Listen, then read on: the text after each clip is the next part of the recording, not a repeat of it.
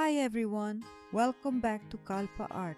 In today's tutorial, we're going to explore a unique way to create stunning mandala designs using the edges of a circular protractor. This simple tool can help you create intricate petal shapes, symmetrical patterns, and precise divisions for your mandala artwork. Let's get started. Now, let's move to one of my favorite techniques, using the outer curve of the protractor to create petal shapes. Simply place your pencil against the edge and trace along the curve from one marked point to the next. This method is great for achieving consistent and elegant petal shapes.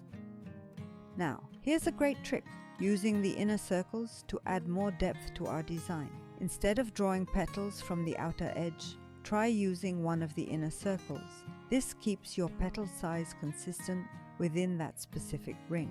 A key thing to remember: when using an inner circle for petal shapes, make sure you stick to the same circle throughout that layer.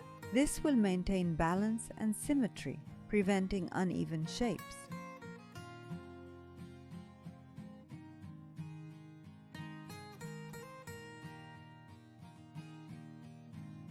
For variety, you can shift the protractor slightly inward or outward while tracing, creating elongated or compact petals.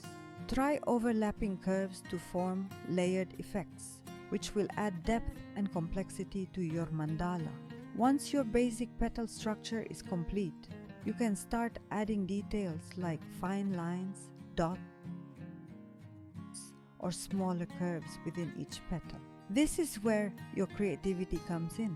Experiment with different textures and patterns to make your design truly unique.